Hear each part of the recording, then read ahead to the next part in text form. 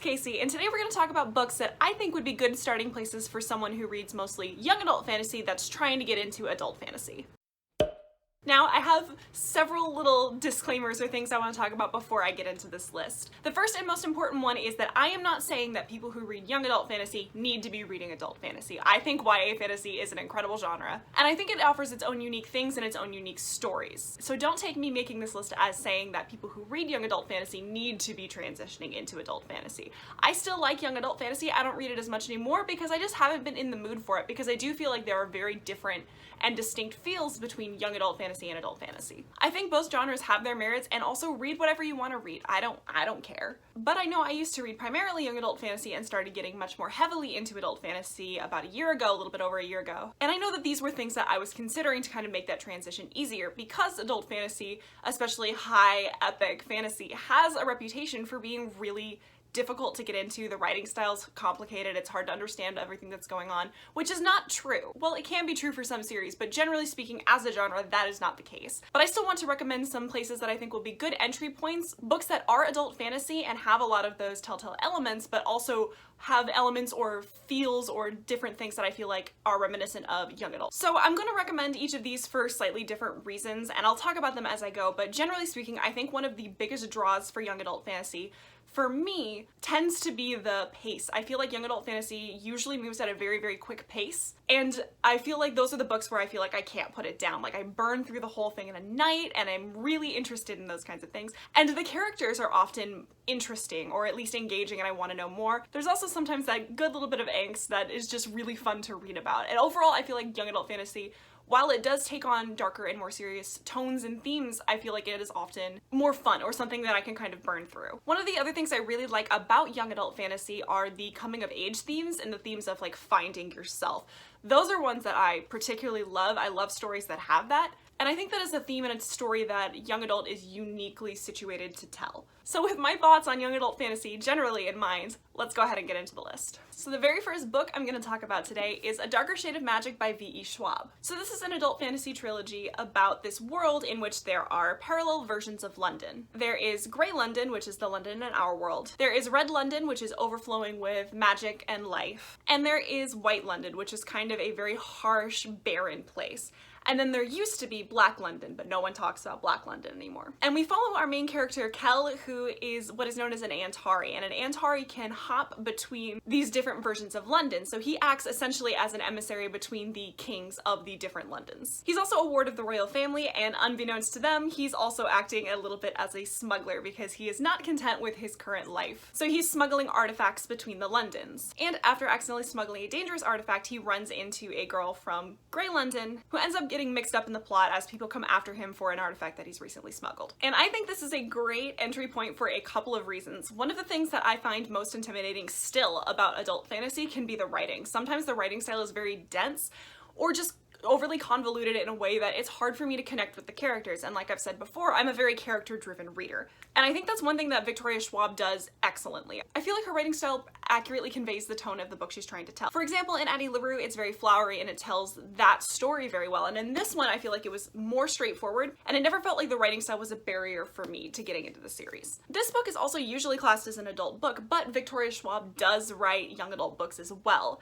And I think because of that, she is able to write in such a way that appeals to young adult readers. That transition, I think, might be easier. Additionally, I feel like the characters of Kel and Lila have a little bit of that good angst that I was talking about earlier that I love so much in YA, and the story moves along at a pretty good pace. There is very interesting world building and character development here, but it doesn't ever feel like, to me, that the story drags in any place. I burned through this very quickly, and I pretty much marathoned the series with like maybe one book between each one, but I think I read them all in like the same month. And another benefit of this is that it's a fully completed trilogy, so you can start and finish it all in one go if you wanted to. The second book that I'm going to recommend for this is a standalone, and that is The House in the Cerulean Sea by TJ Klune.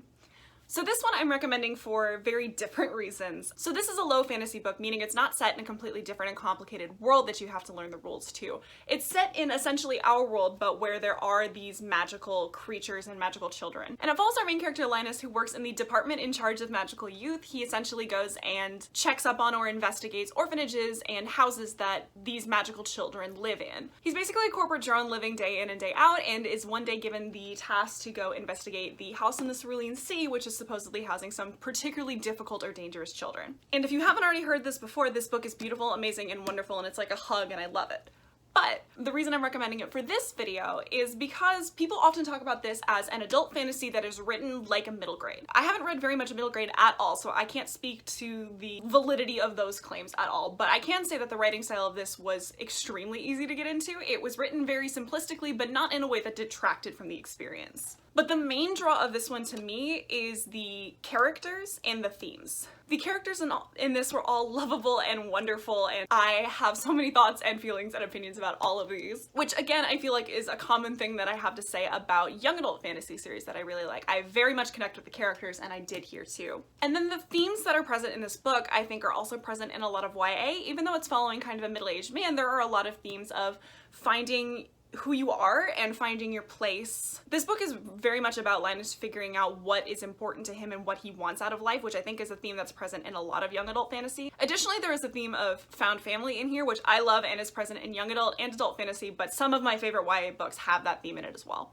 This one's not as much of a high action, fast-paced page turner kind of a book as some of the other ones I'm going to recommend, so it doesn't have that aspect of YA, but I do think thematically this one is probably the closest to some of the YA stories that I love the most. It's also a standalone, so if you don't want to commit to a whole series, read it. Also, if you do want to commit to a whole series, read it. Just everyone should read it.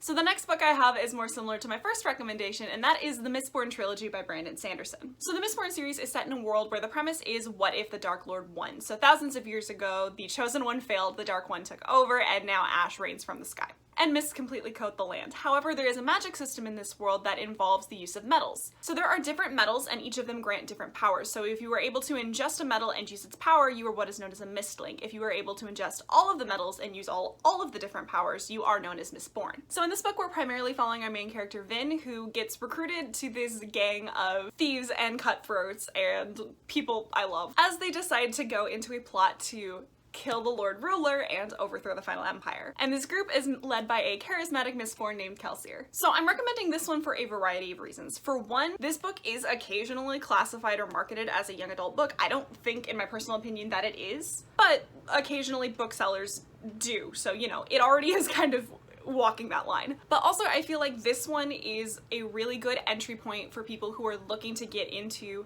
some really epic, huge scope fantasy but want that kind of transitional book. One thing that people talk about with Brandon Sanderson all of the time is how easy his writing style is and how accessible it is, and I completely agree. When I read Brandon Sanderson books, the writing style is not something that I'm consciously aware of. It's not too flowery, it's not too simplistic, it's just not even there, which is really nice sometimes to not kind of be almost hindered by the writing style. Like, I don't notice it. I am so fully ingrained in the story that I don't necessarily recognize the writing, if that makes sense. So I feel like even though Brandon Sanderson's stories are epic and complicated in scope, and the magic system has a lot of defined rules, the world has a ton of information in it, it's not hard to get into because of the way that it's explained. The other reason I'm recommending this one is the plot. So the plot is extremely fast-paced. It slows down a little bit in the second and third books, but at that point you will be so invested that you won't care. This first book has that high stakes, high energy, action-packed plot that I feel like is so interesting in YA. And it kind of comes and goes throughout the series, but again, by the time you get to later books, I think you will probably be invested. And Brandon Sanderson's endings are so good every time, like ending to each book and then ending to series, they're so good. Even though I do think Brandon Sanderson is an extremely accessible author, I don't recommend his works broadly speaking for this purpose. If you are transitioning from young adult fantasy to adult fantasy, or not even transitioning, but wanting to read more adult fantasy and you're used to reading YA fantasy, I think this is the best place to start, or at least the least jarring place to start. Something like Elantris is much slower and much heavier on the politics and doesn't have as many through lines to young adult fantasy. One thing I will say about this, and is true for all of Brandon Sanderson's works that I've read so far, is that I expect to be confused for the first chunk of it, and I don't want that to kind of deter anyone from reading it if they pick it up and feel like they're lost. He doesn't explain, he doesn't handhold you through the world, he kind of just throws you in and says, okay, we're here now and we're doing this. But it all gets revealed to you in time. I never feel like I missed anything. It's just sometimes you're in a world where things are happening and you're not sure how they're happening or what the rules are. It gets explained, and I think that he does a great job of making you feel very immersed in the story by doing that. So the next series I'm going to recommend is The Band by Nicholas Ames. This is the second book, Bloody Rose. I'm currently lending the first one out to a friend. So this book starts with Kings of the Wild, and it follows a group of adventurers who have retired, and it starts with one of them kind of going about his peaceful life working in the city guard and staying home with his wife and his child, when one of the old members of the band knocks on his door and says, "Hi, my daughter's missing, we need to get the band back together." And it basically follows them as they go from town to town trying to convince everybody to group back up to help save his daughter. The story is also said to be based a little bit on kind of a D&D campaign, and it very much has that feel to it. It also is based on the idea that these traveling adventuring bands are reminiscent of like 70s rock bands, in that they're very famous and they're very well praised, and each of the characters are an archetype from the band. So you have like the lead singer and the guitarist, and they kind of act in that way, but the characters aren't shallow or one-dimensional. So this one I feel like is a weird one to recommend for this, but I feel strongly in my opinion that it works. I haven't read the second one yet, so I haven't read this, but you know, I stand by the recommendation.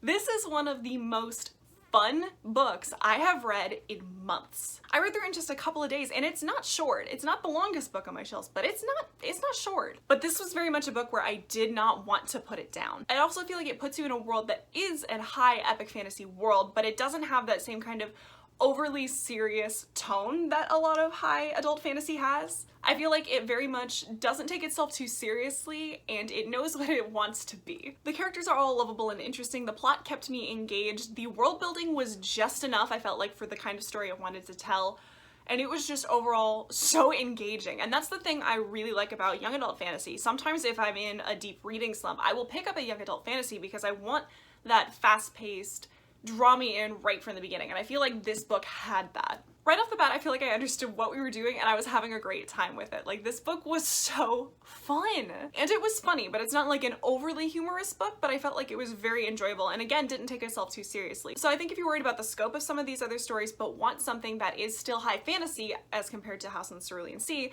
I think this would be a fun place to start. And then the last book I'm going to recommend, with maybe the biggest asterisks and caveat in the world, and that is The Poppy War by R.F. Kuang. So this is an epic fantasy book that is based on Chinese history, and it follows our main character Rin, who is studying to go to a prestigious military academy, and it follows her as she gets into that academy and eventually as she goes off to war. It's a 3-book series and it was completed in November, so it's completely done as well. There is magic in this, but I don't like to go into what the magic system is in my synopses because you don't get into that until a decent amount through the book, and a lot of that is kind of explained and unraveled as you go, so I kind of like to leave that really blank, but I do want to say that there is magic and there is a magic system here. This is a military fantasy though, and I do think, especially in the later books, it delves really heavily into that. So the big caveat, the big disclaimer for this is that if you've heard of this book at all, I'm sure you've heard that this book is very graphic. The content warnings for this are numerous, and it can be very hard to read at times. So I recommend this to people who read young adult for a couple of reasons that I'm about to get into. But I do want to say I don't necessarily recommend this for younger teenagers who may be reading young adult currently. That's not to say that some younger people can't handle this, but I just don't want to make that broad recommendation and then somebody read this that was not prepared for or wanting to get into topics like this, because again, it made my stomach turn at certain points. It is a grimdark military fantasy, but if you are someone who can handle that in your stories, I do think this is a good book that could appeal to YA readers as well. I think the first half of this book, especially since all of part 1 is set in this academy setting, I think that setting is also very familiar to YA readers. The writing in this is, again, not overly complex, and I do want to take a note to say that I'm not recommending books with simple writing because I think that YA readers need simple writing. I just usually only read books with either simple writing or flowery writing. I don't like just heavy description, dense writing. Like, I don't like that, so I'm not recommending those books. But anyway, I feel like The Poppy War has characters that are reminiscent of YA characters. A lot of them, especially at first, are the age of most young adult characters. They're going off to a military academy. And again, I feel like the way the characters interact with each other and the setting is gonna feel very familiar, and I think that could be helpful for breaching into the rest of the series.